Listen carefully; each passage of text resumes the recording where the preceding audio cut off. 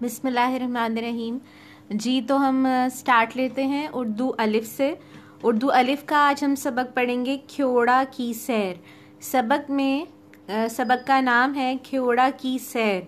सफ़ा नंबर 51, उर्दू की किताब सफ़ा नंबर 51 पे है ख्योड़ा की सैर।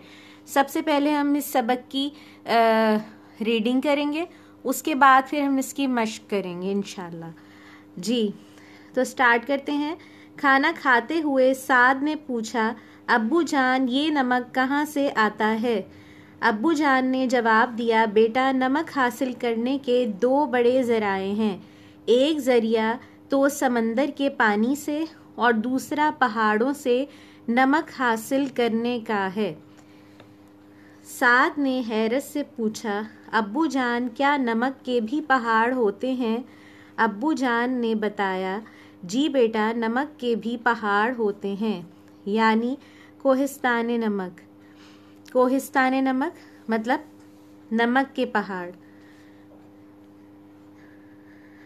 पाकिस्तान में ख्योड़ा के मकाम पर नमक की बहुत बड़ी कान मौजूद है, जहाँ से कान कनी के ज़रिए नमक हासिल किया जाता है। अब्बू जान ने कहा, ऐसा करते हैं, हम ख्योड़ा की सैर का प्रोग्राम बनाते हैं, वहाँ जाकर आप खुद नमक के पहाड़ों को देख सकेंगे। छुट्टी के रोज़ साद बहुत खुश था। वो अपने अम्मी अब्बू के साथ ख्योड़ा की सैर के लिए रवाना हुआ। ख्योड़ा ज़िला जेहलम के शहर पिंड दादन खान के नज़दीक वाक़ है। जब वो लोग ख्योड़ा पहुँचे तो देखा कि दूसरे स्कूलों के बच्चे भी अपने असातिज़ा के साथ नमक की कान की सैर को आए हुए थे। अब्बू ने टिकट ख़रीदने के बाद एक गाइड भी अपने साथ लिया ताकि वो उन्हें मालूमाती बातें बता सके। अच्छा, आप लोगों में से भी बहुत सारे बच्चे ऐसे होंगे जो ख्योड़ा की कान की सैर करके आ चुके होंगे, तो उनको अच्छे तरीके से आइडिया होगा कि नमक की जो कान है वो कैसी होती है और नमक का पहाड़ जो है वो कैसा होता है। अच्छा, जो गाइड होता है वो बेसिकली आपको किसी भी जगह की सैर के लिए अगर किसी भी किस्म की गाइडेंस चाहिए होती है तो वो गाइडेंस देता है, ठीक है। गाइड ने उन्हें बताया कि नमक की ये कान बहुत कदीम है। कदीम है मतलब पुरानी है। ये दुनिया की दूसरी बड़ी नमक की कान है, यानी पाकिस्तान में ख्योड़ा में जो नमक की कान है वो दुनिया की दूसरी सबसे बड़ी नमक की कान है। इसकी दरियाफ्त सिकंदर आज़म के ज़माने में हुई थी। इस कान की 17 मंजिलें हैं, यानी कि 17 फ्लोर्स कह सकते हैं इसके। सयाहों को सिर्फ ज़मीनी मंजिल पर जाने की इजाज़त है, यानी कि जो सयाह हैं उनको सिर्फ ग्राउंड फ्लोर पे जाने की इजाज़त है। बाकी मंजिलों पर नमक निकालने का काम जारी है। कान की एक मंजिल पर सांस के मरीजों के लिए अस्पताल बनाया गया है, जहां नमक की कान में काम करने वाले मजदूरों का फौरी इलाज किया जाता है। ख्योड़ा की कान के अंदर दाखिल होने के लिए एक ट्रेन मौजूद थी, जिसमें बैठकर बासानी एक तवील सुरंग को पार किया जा सकता है। सुरंग किसे कहते हैं? ज़मीन की खुदाई करके, यानी ज़मीन के नीचे जो है वो रास्ता जो बनाया जाता है उसको सुरंग कहते हैं। साद और उसके वालिदैन इस ट्रेन में बैठकर कान के अंदरूनी हिस्से में पहुंच गए, यानी कि कान का जो अंदर वाला हिस्सा था वहां पे पहुंच गए। इस हिस्से को ख़ास तौर पर सयाहों के लिए तैयार किया गया है। सयाह कौन होते हैं? सैर व तफरी करने वाले। वहाँ उन्होंने नमक की रंग बिरंगी ईंटों से तैयार इमारतें देखीं, जिनमें मीनार पाकिस्तान, बादशाही मस्जिद, शीश महल, दीवार चीन का मॉडल और मरी की माल रोड का मंजर वगैरह शामिल हैं। यानी कि नमक से ही जो है वो इन तमाम इमारतों के और जगहों के जो हैं वो मॉडल बनाए गए हैं। नमक की ईंटों से बनी ये छोटी छोटी इमारतें बहुत ज़्यादा खूबसूरत लग रही थीं।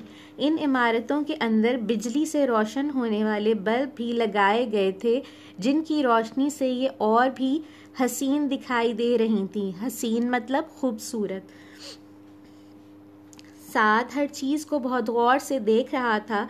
उसने वहाँ नमक के पानी के बहुत बड़े बड़े तालाब भी देखे।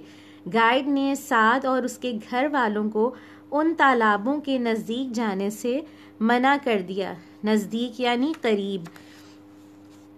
अब्बू ने वजह पूछी तो गाइड ने बताया, एक तो ये तालाब काफ़ी गहरे हैं, दूसरे इनमें नमक की मिक़दार बहुत ज़्यादा है, जो इंसान के लिए निहायत ख़तरनाक है।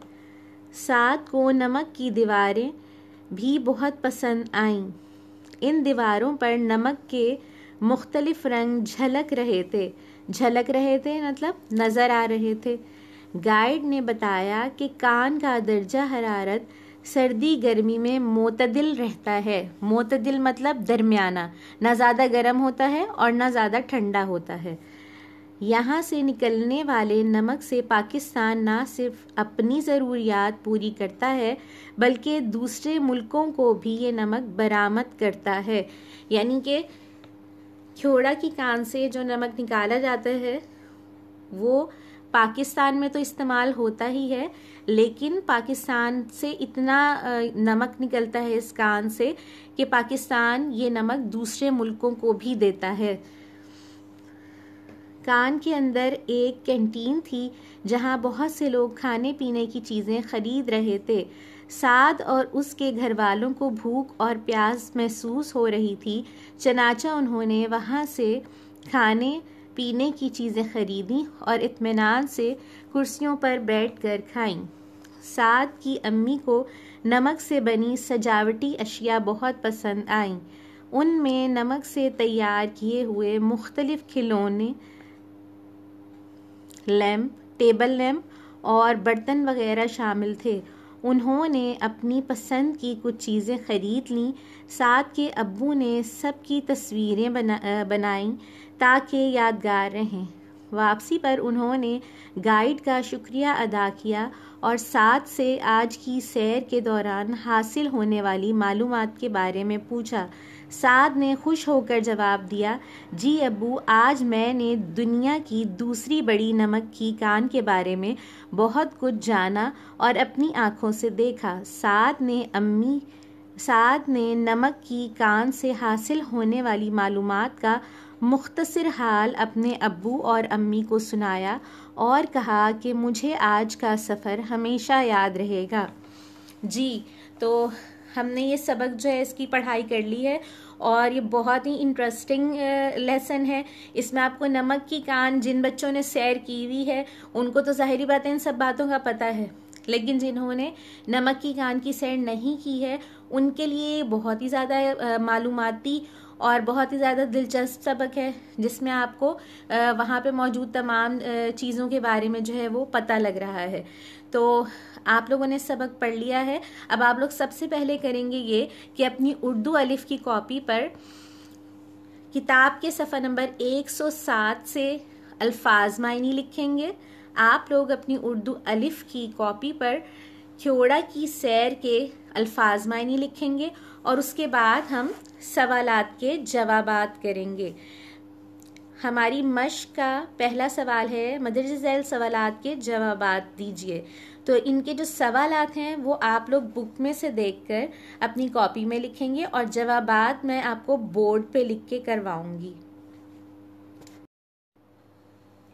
जी, तो सवालात के जवाबात करेंगे अपनी उर्दू अलिफ की कॉपी पर। पहला सवाल है, नमक हासिल करने के दो बड़े ज़राए कौन से हैं? इसका जवाब है, नमक हासिल करने के दो बड़े ज़राए समंदर का पानी और पहाड़ हैं। ठीक है, तो नमक हासिल करने के दो बड़े ज़राए हैं, एक तो समंदर का पानी और दूसरा पहाड़। सवाल नंबर 2 है, सांस के मरीज नमक की कान में किस तरह सेहतयाब होते हैं?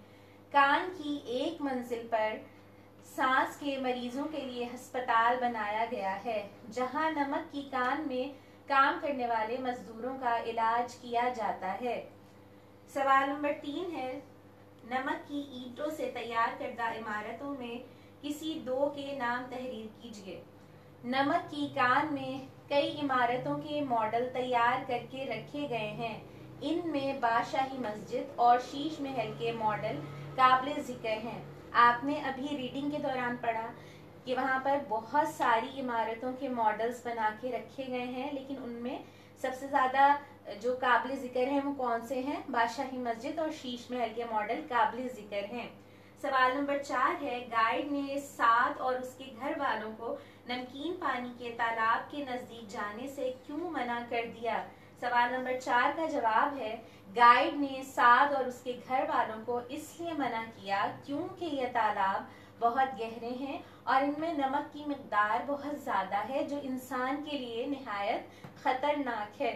हमने अभी ये बात सबक में पढ़ी कि गाइड ने साद को और उसके घर वालों को इसलिए मना किया क्योंकि वो जो तालाब हैं तो वो गहरे हैं और उनमें जो पानी है उसमें नमक की मिकदार बहुत ज्यादा है जो कि इंसानों के लिए खतरनाक है। सवाल नंबर 5 है, साद की अम्मी को नमक से बनी कौन सी अशिया पसंद आई? सवाल नंबर 5 का जवाब है, साद की अम्मी को नमक से बनी सजावटी अशिया बहुत पसंद आई। अच्छा जी, इसके बाद सवाल नंबर 2 है, खाली जगह पुर कीजिए। ये आपने खुद करना है। इसके बाद सवाल नंबर 3 है, दर्ज झैल अल्फाज को जुमलों में इस्तेमाल कीजिए। आपने इन अल्फाज के जुमले बुक पे ही बनाने हैं। इसके बाद सवाल नंबर 4 है, किसी खास शख्स, मकाम और चीज के नाम को इस मार्फा कहते हैं। मसलन पाकिस्तान, दरियाए रावी, सिकंदर आजम। इस सबक में इस्तेमाल होने वाले खास नाम यानी इस मार्फा दी गई खाली जगहों में लिखिए। अच्छा जी, इस मार्फा किसे कहते हैं? किसी खास शख्स, चीज या जगह का नाम। इस मार्फा क्या होते हैं? किसी खास शख्स, चीज या जगह का नाम। इस्म जो होता है वो किसी भी चीज, शख्स या जगह का नाम होता है, जबकि किसी खास शख्स, चीज या जगह के नाम को इस मार्फा कहते हैं। और इस सबक में बहुत सारे इस मार्फा हैं जो कि आप लोग खुद से भी लिख सकते हैं। यहाँ पे मैं कुछ इस मार्फा 5 इस मार्फा खुद से लिखवा रही हूँ, लेकिन आप लोग खुद से भी अपनी मर्जी से इस मार्फा इसमें से तलाश करके लिख सकते हैं। जैसे कि पहला इस मार्फा है साद, दूसरा जिहलम। अच्छा, अगर साद की जगह हम कहते लड़का, सिर्फ होता लड़का, तो लड़का जो है वो इस्म नकरा है, लेकिन साद जो है वो इस्म मार्फा है, क्योंकि किसी भी शख्स का, चीज का या जगह का जब नाम मेंशन कर दिया जाता है तो वो इस्म मार्फा कहलाता है। जबकि अगर किसी चीज, शख्स या जगह का नाम जो है वो मेंशन नहीं किया जाता तो वो इस्म नकरा कहलाता है। तो दूसरा इस्म मार्फा है जिहलम। तीसरा इस्म मार्फा है पाकिस्तान। अच्छा, अगर पाकिस्तान के बजाय हम यहाँ पे मुल्क लिखें तो मुल्क क्या कहलाएगा? इस्म नकरा, क्योंकि मुल्क का नाम मेंशन नहीं किया गया, जबकि पाकिस्तान जो है वो मुल्क का नाम है, तो ये है इस्म मार्फा, यानी कि ये खास है। नंबर 4 पे है बादशाही मस्जिद। अगर हम सिर्फ लिखें मस्जिद तो ये होगी इस्म नकरा, जबकि बादशाही मस्जिद जो है वो है इस्म मार्फा, क्योंकि ये एक खास जगह का नाम, खास मस्जिद का नाम है। नंबर 5 में है ख्योड़ा। ख्योड़ा जो है वो एक जगह का नाम है। अगर हम यहाँ पे सिर्फ लिख देते जगह या लिख देते शहर या लिख देते गांव या लिख देते जिला तो वो इस नकरा होता, लेकिन क्योंकि हमने यहाँ लिखा है ख्योड़ा यानी कि जगह का नाम जो है, जिला का नाम जो है वो मेंशन किया गया है, तो ख्योड़ा क्या हुआ? इस मार्फा। इससे आपको क्या समझ में आया? इससे आपको ये समझ में आया कि किसी भी खास शख्स, चीज या जगह के नाम को इस मार्फा कहते हैं, और जबकि किसी आम शख्स, चीज या जगह को इस नकरा कहते हैं, इस मार्फा, यानी कि इसमें खास, किसी खास चीज या शख्स या जगह का नाम, और नकरा यानी कि किसी आम चीज या जगह का नाम। ठीक है, तो इस सवाल का जवाब आपने बुक पे ही लिखना है। इसके बाद है सवाल नंबर 5, सबक के हवाले से दुरुस्त जवाब पर टिक का निशान लगाइए। इस सवाल का जवाब भी आपने बुक पे ही करना है और खुद से करना है। Thank you so much. हमने आज इस लेसन को जो है वो कंप्लीट कर लिया है। अब आप लोगों ने करना ये है कि सबसे पहले आपने अपनी उर्दू अलिफ की कॉपी पर अल्फाज मायनी करने हैं और उसके बाद सवालात के जवाबात लिखने हैं और उसके बाद बाकी की मश्क अपनी उर्दू की बुक पर ही हल करनी है। आप लोगों ने डेट, डे और मार्जिन लाइंस जो हैं वो लाजमी मेंशन करने हैं।